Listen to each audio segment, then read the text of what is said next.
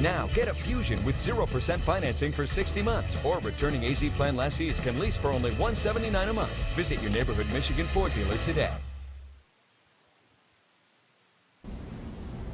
Welcome back to Sports Overtime. Michael Phelps has some work to do to get back to the superhuman Michael Phelps we've come to know and love. Phelps was part of the U.S. 4x100 relay team at the World Championships in Shanghai, swam the leadoff, and the team finished third. Australia won the gold, France the silver, and the U.S. takes the bronze. Now, Casey, I have seen that guy practice in Ann Arbor during an Olympic year, and it's just a marvel to watch. Those guys pile up mile after mile in practice.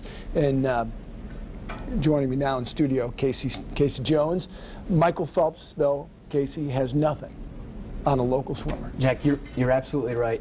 Ashley St. Andrews, she can forget about the gold medals, forget about all those practice miles. She's a graduate of Jenison High School, and she's going to be making the longest indoor race seem obsolete. In the second week of August, she's planning a swim from Two Rivers, Wisconsin to Ludington State Park, and if she can tackle that feat, she'll make big waves in the Big Lakes history. With every splash, every stroke, every kick, Ashley St. Andrew comes that much closer to fulfilling a lifelong goal. I mean, I've always had the drive, had a strong drive to want to do well. That drive began at age 3, where she started swimming in her own backyard pool. By 5, she was swimming competitively. Oh, Ashley almost got some tears in her eyes. And by the time she finished her career at Wayne State University, St. Andrew was an 11-time conference champion, a 25-time All-American, and a 5-time national champion. Still, none of that could prepare her for what would come next. I was bored, and I miss swimming a lot. I mean, I still miss the team aspect, but I'm able to be in the pool now, and I have decided to swim across Lake Michigan. It was boredom then that brought her here.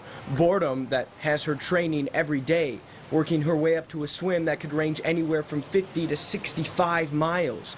It was boredom that's pushing her, forcing her to become the first American female to swim across a lake whose deepest depth is nearly 1,000 feet. Am I crazy for wanting to do this when you see the endless skies? But I actually thought about doing this when I was at a swim meet and Jim Dreyer was at a swim meet and he talked. And ever since then, it's kind of been a goal of mine. And yet, while Dreyer can inspire and coach, while St. Andrew is out there swimming, it'll be just her in the water. It's going to be all in my head to keep going.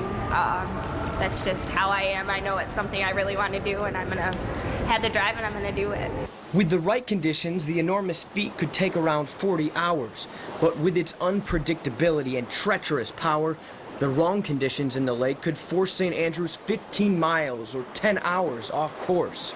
There's points where I'm going to be swimming and I'm not going to be going anywhere. You know, the captain's going to be yelling at me, you're not getting any ground, and I'm going to have to just keep going. But I mean, I guess something physically bad has to happen to me for me to stop. And if there's something that Ashley St. Andrew is not good at, that's stopping. In her own words, she says she'll continue to swim her entire life. But none of that seems to matter. Not her past accomplishments and nothing she'll achieve in the future. For the moment, it's just this. From a personal perspective, just focusing on you, what will this mean to you to have done something like this?